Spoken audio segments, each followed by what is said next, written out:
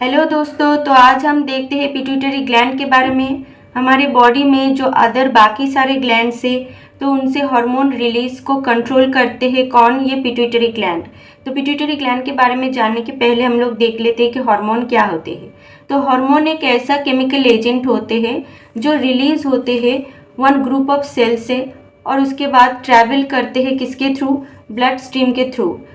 ये ट्रैवल करने के बाद किसी और वन या फिर more than one group of cell में ये आते हैं और अपना एक्शन, अपना फंक्शन ये हार्मोन करते हैं। ठीक है, तो पिट्यूटरी ग्लैंड कैसे शेप की होते हैं? ये रेडिश ग्रे कलर की एक स्मॉल ओवल साइज की एक ग्लैंड होते हैं। कहाँ पे लोकेटेड होते हैं? ये बेस ऑफ द ब्रेन में होते हैं। सेला टर्सिका ये नाम की एक डिप्रेशन होते हैं। कहाँ पे? स्फेनॉइड बोन पे। तो वहाँ पे लोकेटेड करते हैं स्फेनॉइड बोन की सेला टर्सिका डिप्रेशन में कौन? की पिट्यूटरी ग्लैंड।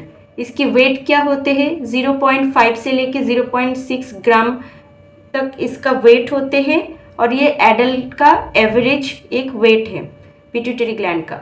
ठीक है, डायमेंशन होते हैं 10 mm into 6 mm into 13 mm कि पिट्यूटरी ग्लैंड्स के क्या क्या पार्ट्स होते हैं कि एंटीरियर लोब होते हैं, एक पोस्टीरियर लोब होते हैं। ठीक है, ये मान लीजिए कि पिट्यूटरी ग्लैंड है, ये हाइपोथैलेमस, यहाँ पे हाइपोथैलेमस है, हाइपोथैलेमस से जुड़े हुए हैं पिट्यूटरी ग्लैंड की दो लोब्स है, ये एंटीरियर लोब और ये पोस्टीरियर लोब, और दोनों लोब के बीच में ये है पार्स इंटरमीडिया। ठीक है, ये भी एंटीरियर लोब के ही एक पार्ट होते हैं। तो आइए, ये हो गया कि एनाटॉमिकल जो पार्ट्स होते हैं वो, और फिजियोलॉजिकली अगर देखा जाए तो 6 पार्ट्स होते हैं। Pars distalis, pars tuberalis, pars intermedia, pars nervosa, pars posterior, median eminence, infundibulum और स्टॉक बोलते हैं। ठीक है, अब ये है एक पिट्यूटरी ग्लैंड, ये हाइपोथैलेमस से जुड़े हुए हैं। इस पार्ट को हम बोलेंगे मीडियन एमिनेंस। फिर आ रहे ये पार्ट, ये है पार्ट्स ट्यूबेरिलिस, ये एंटीरियर लोब या फिर बोल सकते हैं कि पार्ट्स डिस्टालिस, ये दोनों के बीच में ये है पार्ट्स इंटरमीडिया, और ये है पोस्टीरियर पिट्यूटरी, और क्या बोल सकते हैं इसको? Parts posterior. ठीक है, अब जो ये एंटीरियर लोब है ये दो टाइप ऑफ सेल से ये बने हुए होते हैं। ये एक होते हैं कि क्रोमोफोब सेल और एक होते हैं क्रोमोफिल सेल। दोनों ही 50-50% रहते हैं।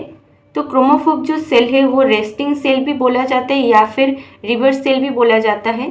तो पहले सोचा जाता था कि इस सेल से कुछ भी मतलब कि सिक्रीशन नहीं होते, फिर भी अभी पाए गए कि सिक्रेटरी जो ग्रैन्यूल्स है ये इस सेल के अंदर रहते हैं। ठीक है, अब क्रोमोफिल सेल की बात करते हैं। ये एक्चुअल में सिक्रेटरी सेल होते हैं। अब क्रोमोफिल जो सेल है ये दो टाइप के होते हैं, एक एसिडोफिल सेल और एक बेसोफिल सेल। एसिडोफिल सेल जो कि 35% है वो भी दो टाइप के होते हैं। एक है क्या? सोमैटोट्रोपिन सेल और एक है लैक्टोट्रोपिन सेल। सोमैटोट्रोपिन सेल जो ग्रोथ हार्मोन या फिर एसटीएच रिलीज करते हैं, और लैक्टोट्रोपिन सेल जो कि प्रोलैक्टिन रिलीज करते हैं। बेसोफिल जो सेल है वो 65% रहते हैं। ये 3 टाइप के होते हैं, एक थायरोट्रोपिन सेल जो रिलीज करते हैं TSH, thyroid stimulating hormone, gonadotropin cell जो रिलीज करते हैं एफएसएच, एलएच, आईसीएसएच और एलटीएच। ठीक है, और एक होता है एड्रीनोकॉर्टिकोट्रोपिक हार्मोन, जो एड्रीनोकॉर्टिकोट्रोपिक हार्मोन को कौन रिलीज करते हैं? एड्रीनोकॉर्टिकोट्रोपिक सेल। ठीक है, पोस्टीरियर पिट्यूटरी से 2 ही हार्मोन रिलीज होते हैं, एक एटीएच और वेसोप्रेसिन, और एक है ऑक्सीटोसिन। ये दोनों एक्चुअल में पिट्यूटरी से रिलीज नहीं होते, ये एक्चुअल में रिलीज होते हैं कि हाइपोथैलेमस से, बट ये पोस्टीरियर पिट्यूटरी से बाकी सारे ग्लैंड्स में बॉडी में ये डिस्ट्रीब्यूट होते हैं। तो ये माना जाता है कि पोस्टीरियर पिट्यूटरी से रिलीज हो रहे हैं।